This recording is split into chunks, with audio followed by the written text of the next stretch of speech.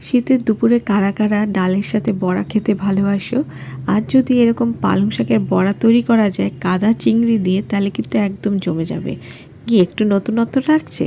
তাই চলো রেসিপিটা তোমাদের সাথে শেয়ার করি।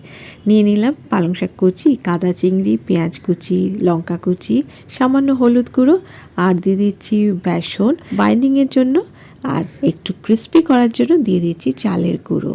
ব্যাস, আর স্বাদ মতো নুন অবশ্য। তারপর ভালো করে মিক্স করে নিচ্ছি। আর জল একদম অ্যাড করবে না, জল অ্যাড করলেই ব্যাপারটা পুরো কেলো হয়ে যাবে। যেহেতু কাদা চিংড়ি তাই জন্য বেশ মাখাটা মাখো মাখো হয়েছে। এইবারে গোল শেপ করে নিয়েছি, তেল এদিকে গরম করতে বসিয়ে দিয়েছি। প্রথমে তেলটা হাই ফ্লেমে গরম করে নেবো, তারপরে ফ্লেমটা মিডিয়ামে করে নিয়ে বড়াগুলোকে দিয়ে দেবো তেলের মধ্যে। খুব বেশি হাই ফ্লেমে কিন্তু বড়াগুলো ভাজা যাবে না, তাতে কি হবে জানো তো, বড়াগুলো বাইরে থেকে কালার ধরে যাবে কিন্তু ভেতরটা একদম কাঁচা থেকে যাবে। তাই মিডিয়াম ফ্লেমে বড়াগুলোকে উল্টে পাল্টে ভেজে নিতে হবে। এইভাবে বড়াগুলো ভাজলে বেশ ক্রিস্পি হয় আর খেতে কিন্তু ভীষণই ভালো লাগে।